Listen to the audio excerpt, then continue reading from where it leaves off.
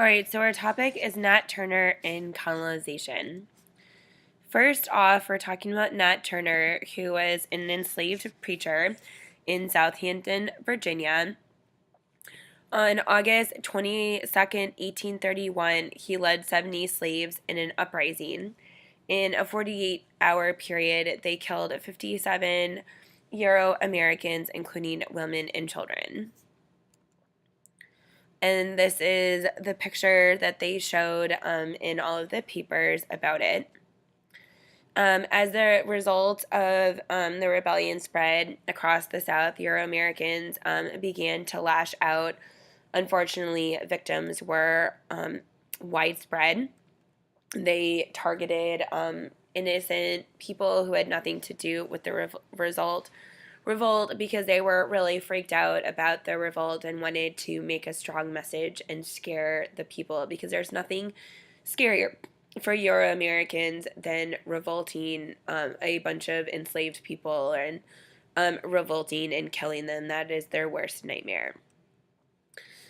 So the discussion number one that you're going to write down some notes about and come to class, next class period, prepared to talk about as a class, or write a letter to the editor or journal entry or your own story about is your reaction to Nat Turner's revolt.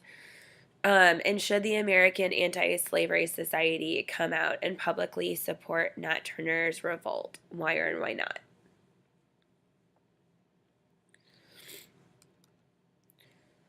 The next issue that we're going to talk about is colonization.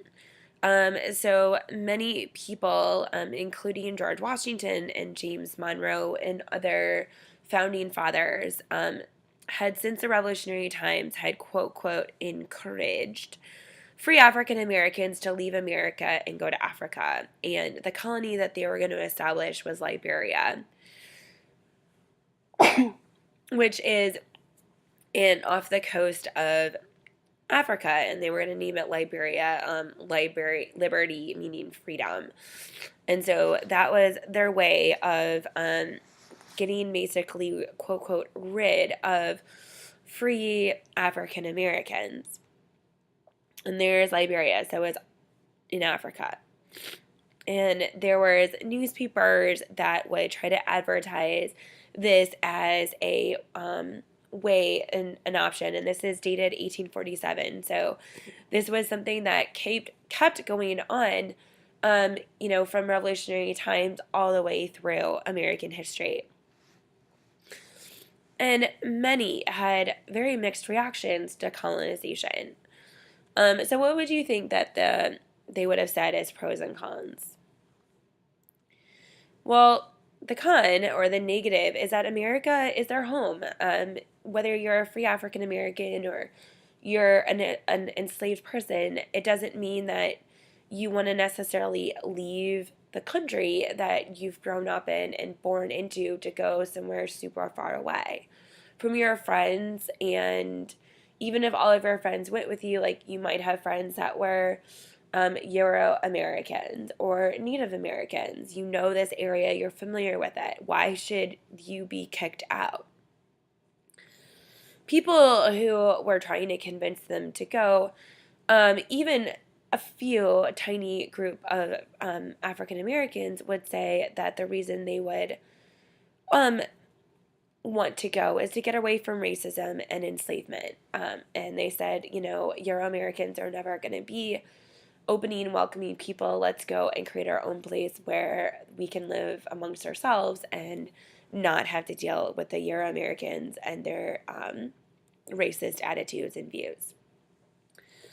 So discussion number 2 is, should the American Anti-Slavery Society support the colonization schemes and proposals to send people who are freed from slavery to Africa?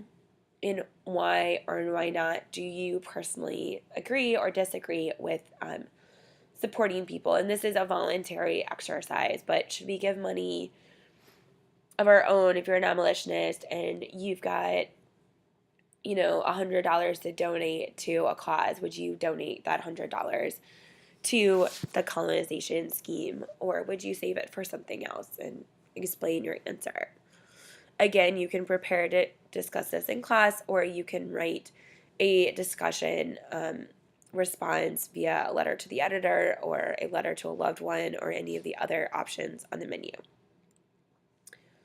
The women's rights issues. So Elizabeth Cady Stanton was quoted to say, "The mission of this radical anti-slavery movement is not to the African slave alone, but to the slaves of custom, creed, and sex as well, and most faithfully has done its work." So meaning the slaves because of their gender. And this is, the question, do we support women's rights movement as well as enslaved people? So women began to feel, especially those who were abolitionists, began to feel that they were heavily discriminated against. Even in some anti-slavery gatherings, women were not allowed to speak or to be leaders. In almost every state, married women cannot own property. Women's husbands can own the wages that women earn if they're allowed to go out and find a job, which is up to their husband. Should a husband die, a mother can have her children taken away from her, and it is legal for a man to beat their wife. And women are not allowed to vote.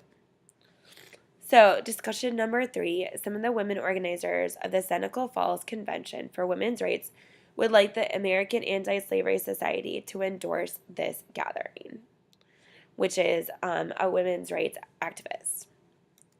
The pros. Women abolitionists would be more effective if they were allowed to speak publicly. Women's movement would bring in new people to the abolition movement. Equity and freedom are part of our themes. We're abolitionists. We believe in freedom. So the negatives. This idea of supporting the women's rights movement threatens to divide the anti-slavery forces. Discrimination against women cannot be compared to slavery. It is never going to be the same. They are not the same thing.